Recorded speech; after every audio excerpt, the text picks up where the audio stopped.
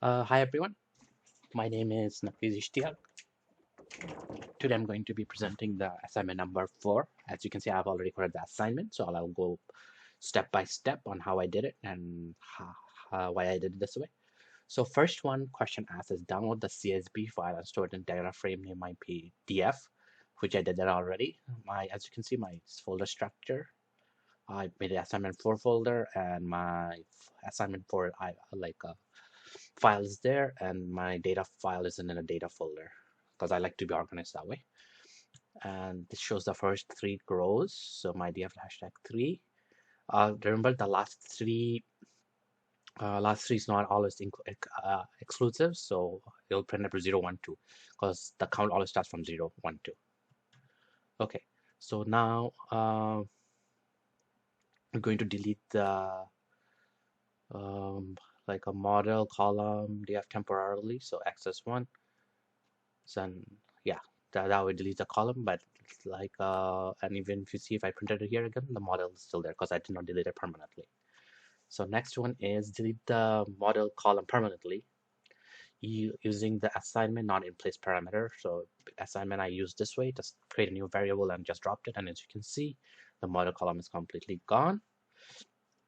Now we have to delete like the 1, 3, and 5 permanently, and then show the first 5 rows in my PDF, my df. So my df.drop, my df.index 135, and in place is true. So that's why, like as you can see, it dropped them, and they're being replaced by other column there. Okay. So then my df hashtag 5, would have just used head, but I just did it this way. 1, 2, 3, 4, 5, just to show like how many things are there. Then calculate the mean of the range column. So my df.range.mean is pretty easy, as you can see. And the number 7 is how many f do we have in the type column, and replace the parameter with the column. So my df.type.value counts. The value counts usually like shows you like how many items are there, then followed by f, then 50. Then I use the next function, my df.type equals to my df.type dot replace. F is the one that's gonna be first, that's gonna be replaced with a. Then if you look at it like again, the counts will show 15 here. So this one's a little bit trickier for me, number 8. So I took it like step by step. I didn't just do everything at once. So what I did is I first got rid of this bracket, then it got rid of that, then I got rid of the commas there. Then slowly I got rid of the sign, then I got rid of the other ones there. Then slowly it was like slowly it was fixed this way as well, because you can see, okay. And as you can see for the D types, it's like it's an object still. So I had to convert to an int. So my df.cost that has type in, and if you look at the type, it has been converted to an int 32. And the number 10 was calculate the average of the column, then calculate the average cost for each continent. Okay, so yeah. Okay, so average cost of the column. So I just did this cost dot mean. I wasn't sure if professor asked for cost or mean, so I just did the describe, because since for continent you can calculate, so I just used the describe to find like the unique on the top one. So, and that concludes my video for number 10 and first 10 videos, and I'll see you guys on the next one.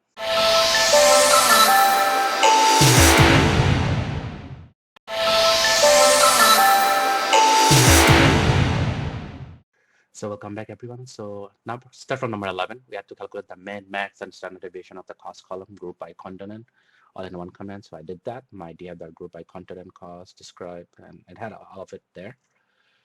Then had to calculate the min, max, standard deviation for like all the column group by continent.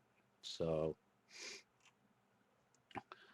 so I just wanted to check the data types first. I could have done like any other shortcut too, but I just did like a long way as possible. So that way it's SCD. Yeah, and it showed like described that location where I was sliced it, and I got it from min max. That this one was, I think, the hardest part of the challenge, because I actually had to Google a lot of stuff for it to find it. Illustrate the mean of all numerical columns. So I used the same method as before. Then we just use the plot at the end dot bar. Then just the bar method. It's pretty easy to do that way. Then count the number of content in each column. So my df.content.value counts and show all the content in there. And show the percentage. So percentage was pretty easy to use the value counts. Then normalize true and multiply by 100. It will show all the columns there.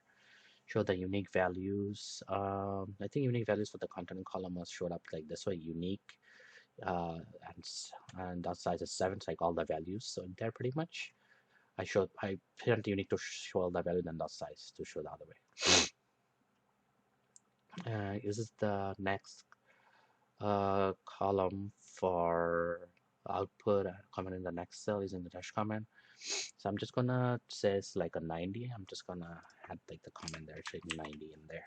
Because if I run something, the comment gets screwed up. So my df.hist.cost, that's the plotted histogram for the cost column. So I did that. My df.hist.column equals cost. And that was pretty easy to do. So the bonus question was like the prop just asked to like just change the bins. So it just pass in the my df.hist, then pass in the column and dot bins equals 50, and that's it. And how many values in the zip code column and how many values in the type column? From previous summary of the null values for each data enter data frame. Okay, so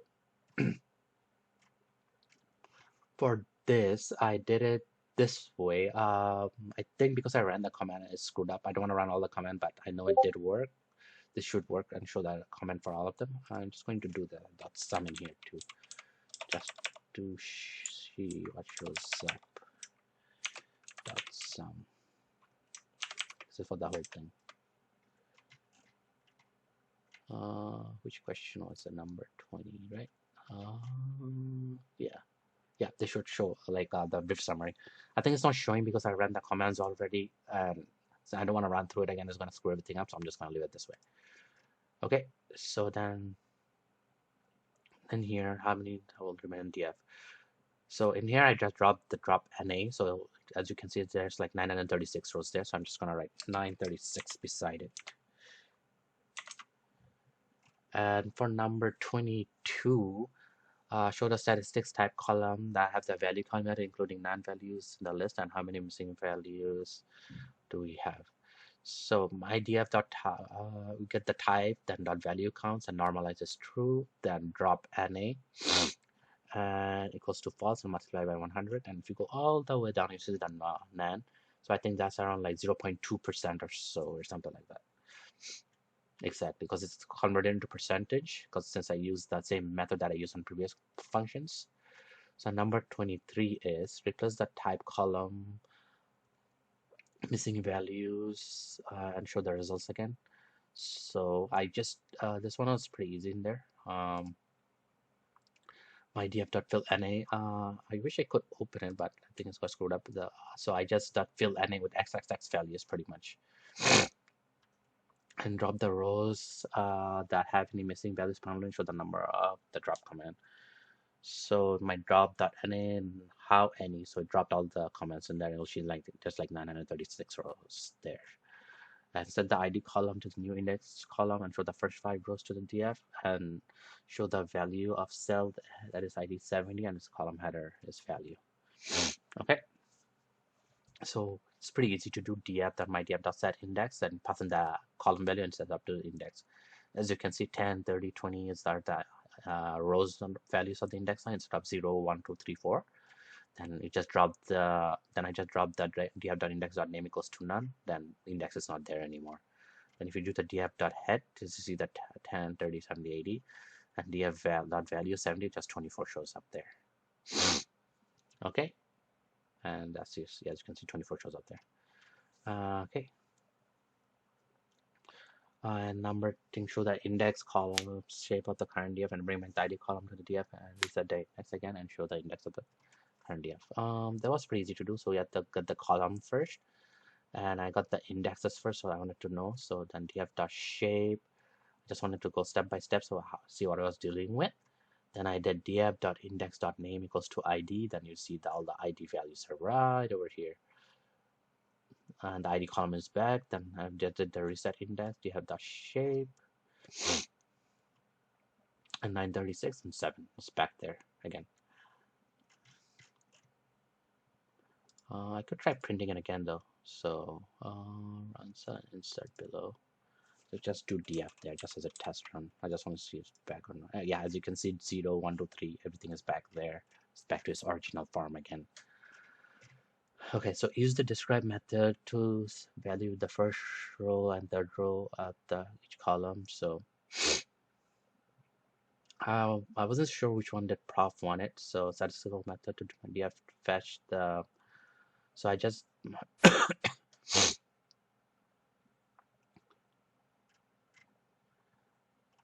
yeah. So I think I wasn't so sure what prof wanted here.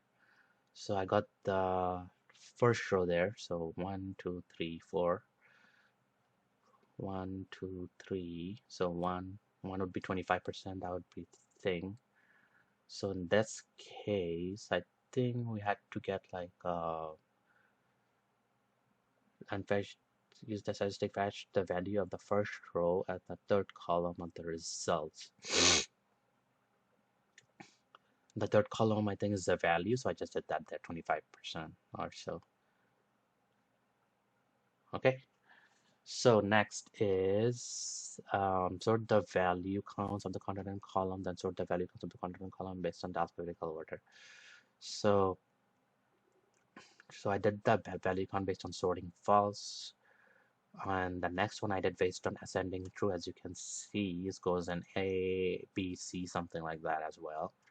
Then 29 show the column of the following rows in one command 1, 3, 5, 7. So df that's pretty easy to do. Df dot location, then type equals to continent, so it just printed everything in there. Show the value of my location dot log. I think the one reason it didn't show up because I didn't save it. I'm not going to go back and do it again because it's gonna start the whole thing. I think yeah, I think everything. But if I did it again, I think it should run fine without any issues. And I think that's it for the assignment. And thank you so much for watching, and I'll see you guys on the next one.